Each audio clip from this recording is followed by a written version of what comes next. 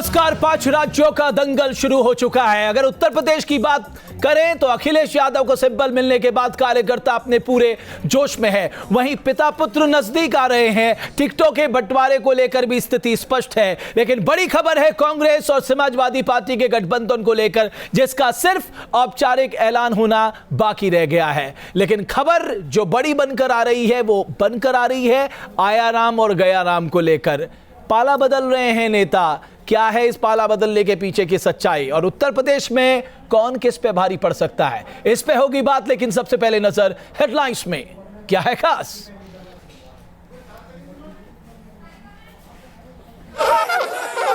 Samajwadi party में यह जश्न है अखिलेश समर्थकों का। साइकिल अखिलेश के पास रहेगी।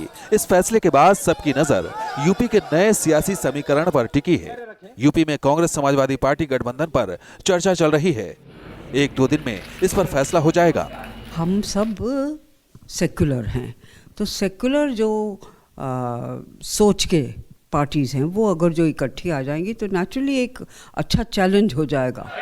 वैसे कांग्रेस के साथ समाजवादी पार्टी अजीत सिंह के राष्ट्रीय लोकदल से भी गठबंधन कर सकती है। खबर है कि समाजवादी पार्टी कांग्रेस के लिए 90 सीटें छोड़ सकती है। ये भी बताया जा रहा है कि अखिलेश आरएलडी को 20 सीटें देने को तैयार हैं, लेकिन आरएलडी नेता अजीत सिंह 30 सीटों पर अड़े हैं। सपा कांग्रेस अलायंस अगली सरकार उत्तर प्रदेश के अंदर बनाएगी। सर, इसमें आरएलडी भी होगी कि नहीं होगी या सिर्फ कांग्रेस और समाजवादी पार्टी? अभी हम 2 पार्टियों की बात कर रहे हैं। जानकारों के मुताबिक वेस्ट यूपी में समाजवादी पार्टी कमजोर है और इसलिए अखिलेश कांग्रेस और राष्ट्रीय लोकदल से गठबंधन का समर्थन करते रहे हैं। साइकिल के संग्राम में अखिलेश को जीत मिली है। अब मुलायम क्या करेंगे? क्या वो चुपचाप बैठेंगे या फिर चुनावी अखाड़े में उतरकर अखिलेश को चुनौती देंगे? जानकारों के मुताबिक गठबंधन मुस्लिम वोटों के लिए हो रहा है, लेकिन मुलायम के बगैर ये गठबंधन कितना कारगर होगा, इस पर सवाल है। मुलायम आरोप लगा चुके हैं कि अखिलेश की छवि मुस्लिम विरोधी है। अखिलेश की लिस्ट में मुस्लिम प्रत्याशी कम हैं। अखिलेश मुस्लिम डीजीपी की नियुक्ति के खिलाफ थे। अखिलेश मुलायम को साथ लाने की पूरी कोशिश कर रहे हैं।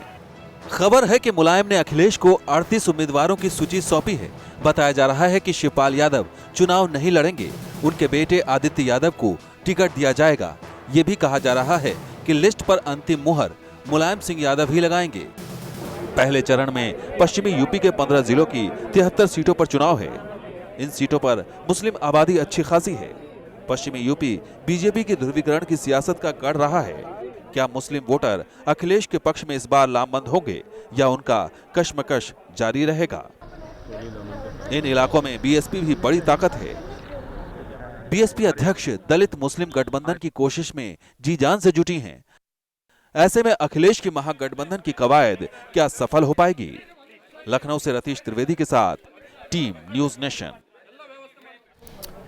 तो यह है उत्तर प्रदेश की आज की हेडलाइंस, और मेरे साथ बातचीत करने के लिए विजय सोनकर शास्त्री कांग्रेस पार्टी से, राजीव त्यागी निधि यादव समाजवादी पार्टी से, विनोद अग्निहोत्री जी वरिष्ठ पत्रकार।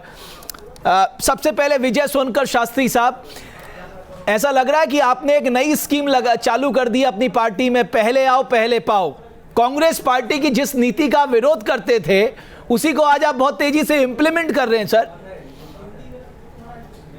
नहीं, देखिए ऐसी बात नहीं है। हमारी पार्टी में वो लोग आ रहे हैं जो समाजवादी पार्टी या अन्य पार्टियों में, कांग्रेस में जो रूलिंग पार्टी अन्य प्रदेशों में रही है, इन लोगों के लोग अपने ही लोगों से और उनके व्यवस्था से, व्यवहार से इतने दुखी और पीड़ित हैं कि वो लोग हमारे यहाँ आए हैं।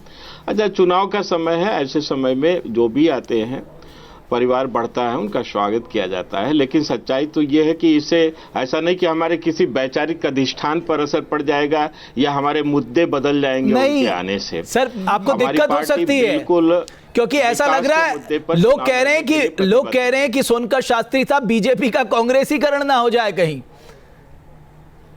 नहीं, ऐसा नहीं हो सकता है, कभी भी ऐसा नहीं होगा। भारतीय जनता पार्टी वैचारिक अधिष्ठान पर टिकी हुई है।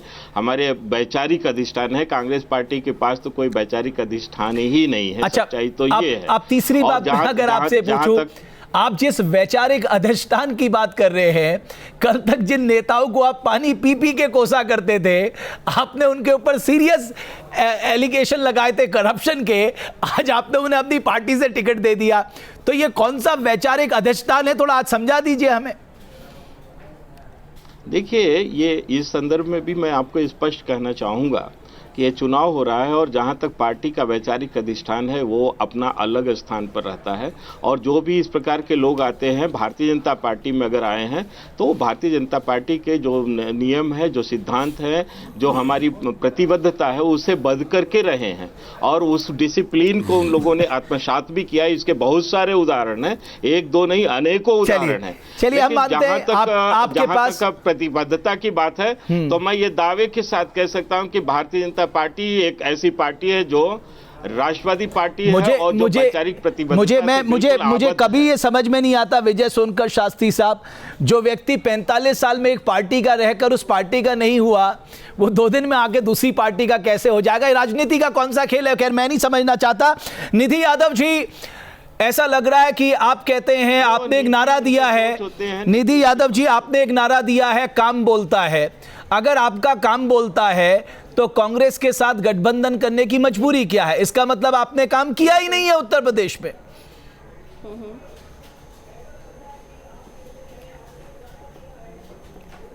देखिए, काम तो आज की डेट में अगर किसी भी पार्टी ने किया है तो वो शायद समाजवादी पार्टी ही है। पूरे प्रदेश नहीं, पूरे देश में ही जिसके काम की चर्चा है वो समाजवादी पार्टी है। और जहां तक कांग्रेस से गठबंधन का सवाल है, हमारे राष्ट्रीय अध्यक्ष माननीय मुख्यमंत्री श्री अखिलेश यादव जी का बयान आ भी चुका है कि कुछ ही दिनों में, 1-2 दिन में शायद इसकी घोषणा अगर होती है तो वो करेंगे। उनके माध्यम से जो भी फैसला होगा, जो भी पार्टी, जो भी दल सांप्रदायिक ताकतों को दूर भगाने के लिए अगर हमें उनके साथ गठबंधन करना पड़ेगा और माननीय राष्ट्रीय अध्यक्ष उसको सही मानते हैं तो पार्टी उस लाइन में आगे जाएगी।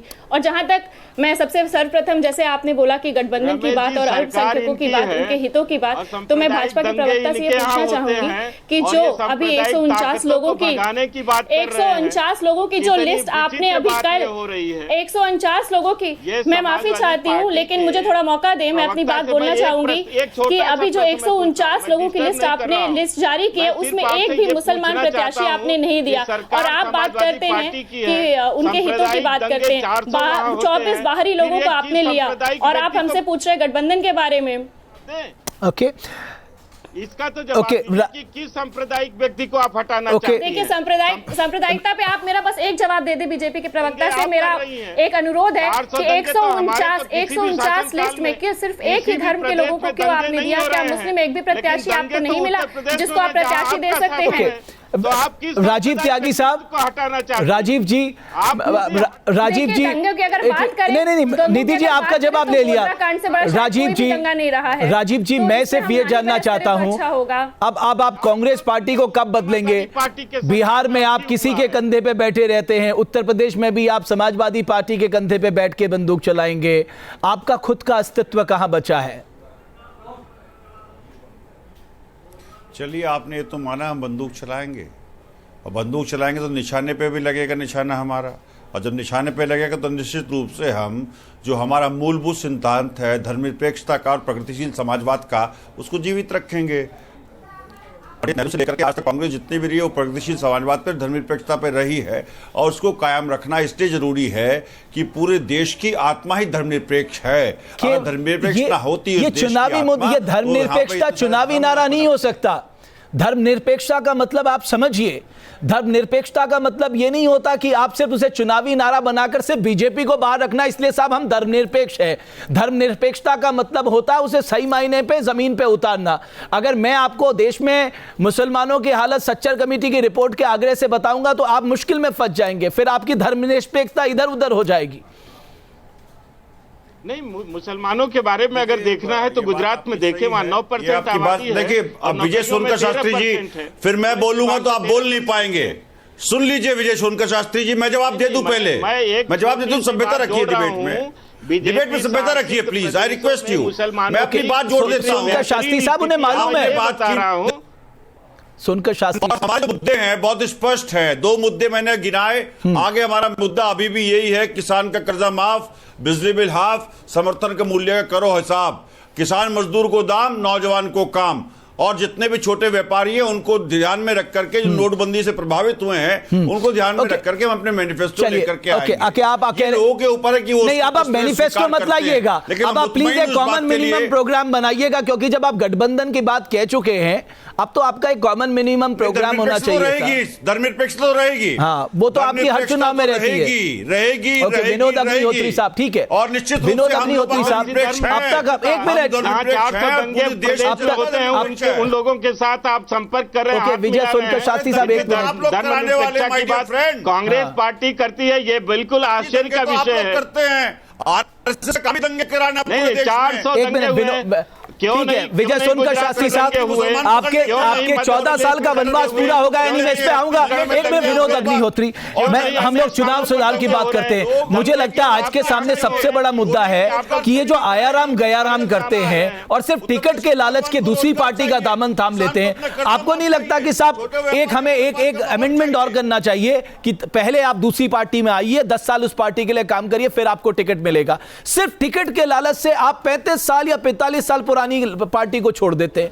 इसको भी सुधारने की जरूरत है साहब। और जो टिकट के लालच से आता है, जाहिर है वो जनसेवा के लिए नहीं आ रहा होगा, उसका कुछ और सेवा का ही मकसद हो। देखिए रमेश जी, दल बदल कानून जो आया था वो इसीलिए आया था कि लोग चुनाव जीतते थे किसी पार्टी के टिकट से और सत्ता के लालच में चले जाते थे दूसरी पार्टी में, तो इसीलिए लाया गया था कि वो उनकी सदस्यता जाएगी या इस्तीफा देंगे। अब रही बात यह कि आप चुनाव के वक्त एकदम से रंग बदल के दूसरी पार्टी में चले जाते हैं और जिस पार्टी में आप 20 साल 25 साल 30 साल रहते हैं वो एकदम से खराब हो जाती है और दूसरी पार्टी अच्छी लगने लगती है, तो ये सोचना तो राजनीतिक दलों के नेतृत्व का काम है। पार्टी जो आपको करप्ट मानती थी अचानक वहां जाके अचानक वो गंगा की तरह पवित्र मान लेती है। बहुत सारे उदाहरण है उसमें, कांग्रेस, भाजपा, समाजवादी पार्टी, बसपा सभी एक, तो उस मामले में कोई अलग नहीं है। आज कांग्रेस में अमरपाल शर्मा शामिल हो गए, कल जो है यशपाल आर्या बीजेपी में शामिल हो गए थे, वही यशपाल आर्या जिनको लेकर के बीजेपी ने क्या नहीं उत्तराखंड में कहा।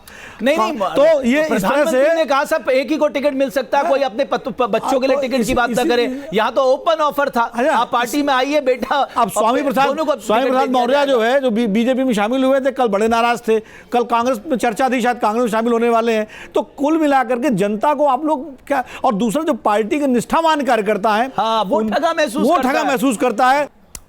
राजीव जी, 27 साल के बाद भी आपकी स्थिति इतनी मजबूत नहीं रही और आज भी आप गठबंधन के सहारे हैं, तो क्या आपको लगता है कि आप अखिलेश के रहमो करम में उत्तर प्रदेश में रहेंगे? नहीं, इसी में एक चीज़ और जोड़ दूं मैं। हाँ, एक मिनट राजीव जी, मतलब तमिलनाडु, पश्चिम बंगाल, जम्मू कश्मीर, झारखंड, बिहार के बाद क्या अब उत्तर प्रदेश में भी कांग्रेस बैसाखी के सहारे रहेगी? यानी तय कर लिया कांग्रेस ने, छोड़ती चली जाएगी जमीन। राजीव त्यागी जी, नहीं, ऐसा नहीं है जमीन छोड़ती चली जाएगी। विगत 2004 से 2014 तक कांग्रेस की सरकार रही केंद्र में, लेकिन इतना निश्चित है कि कांग्रेस को बहुत मजबूती के साथ आगे और काम करना पड़ेगा, विभिन्न प्रदेशों में काम करना पड़ेगा, इसमें कहीं कोई दो राय नहीं है। लेकिन बात है कि किस तरह से मोदी जी के झूठ के रथ को रोका जाए और जुमलों को रथ को रोका जाए, क्योंकि जुमलों से लोग बाग अजीज आ गए हैं और बिहार में हमने जुमले रोके। निधि जी 10 सेकंड में आपके पास, आपको लगता है कि कांग्रेस से गठबंधन 300 के पार पहुंचा देगा आपको? निधि जी, विकास के अलावा हम लोग बाग कुछ नहीं चाहते हैं। देखिए गठबंधन का जहां तक सवाल है उस पे फैसला 1-2 दिन में आ जाएगा, लेकिन हम अगर चुनाव लड़ेंगे तो मुद्दों पे लड़ेंगे, विकास के मुद्दों पे लड़ेंगे। जो कार्य मुख्यमंत्री जी ने पिछले 5 सालों में किया है हम उस पे लड़ेंगे। मैं अपने बीजेपी प्रवक्ता से भी ये पूछना चाहूंगी, 73 सांसद हमने भी लिए थे आपको केंद्र में सरकार बनाने के लिए, लेकिन अगर आप अपने 73 सांसद के आदर्श ग्राम योजना का भी ब्यौरा दे दे तो वही बहुत चलिए। आप, मुझे लगता है आने वाले समय में वो ब्यौरा आपको जरूर मिलेगा, लेकिन राजनीति में कहते जनता सर्वोपरि है, जाहिर है वही तय करेगी कि उत्तर प्रदेश में वो किसकी सरकार चाहती है। बहुत बहुत शुक्रिया आप सभी मेहमानों का नेशन एजेंडा में जुड़ने के लिए।